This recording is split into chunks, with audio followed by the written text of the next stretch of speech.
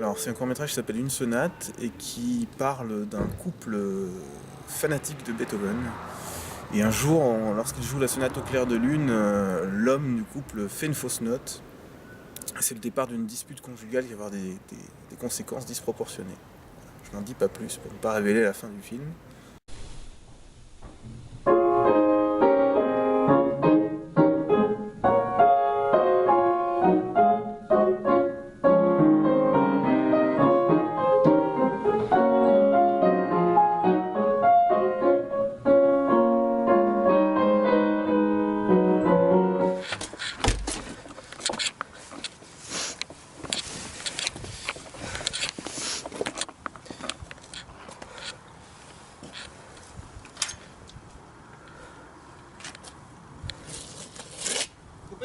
Merci.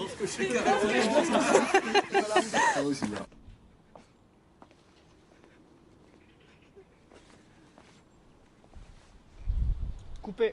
Ok, c'est bon, Allez, la matière. bon, on a ce qu'il faut. Ok, Merci. pause. Quelles ont été les difficultés pour toi pour tourner ce cours? Le manque d'argent, hein, parce que c'est une autoproduction, donc il a été réalisé avec mon collectif, un collectif de réalisateurs qui s'appelle l'Atelier 321, sur une seule journée de tournage, donc c'était assez court et le film est assez dense.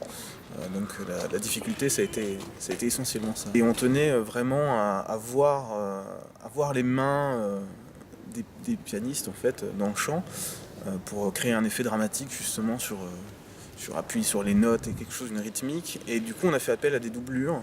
La doublure pour l'homme et le compositeur avec qui je travaille d'habitude, François Lietou, qui compose d'habitude des musiques originales, mais là comme on utilisait la sonate de Beethoven, il n'y avait pas de musique originale, donc je lui ai proposé de l'interpréter au piano.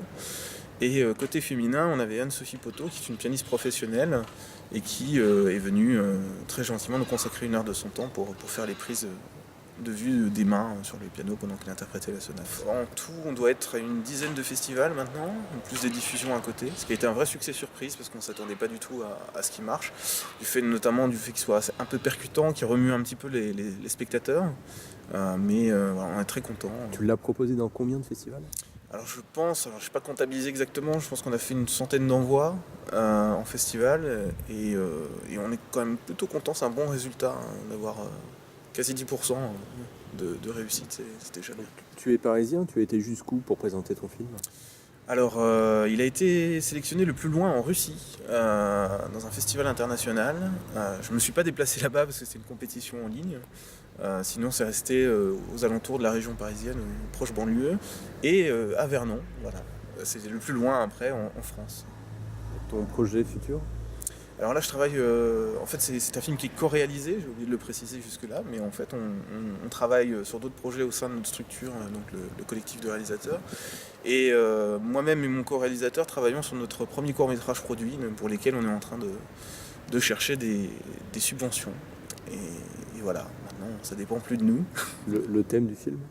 Alors il y en a un, celui de mon co-réalisateur Pierre-Louis s'intitule L'Insomniaque, et c'est sur un insomniaque donc, dans une ville qui observe ses voisins. Et mon court-métrage s'appelle L'Appel et il va probablement changer de titre. Et c'est un film policier fantastique qui se passe sur les bords de l'océan Atlantique. Ok, à bientôt. Eh bien à bientôt, avec plaisir, et merci pour votre accueil.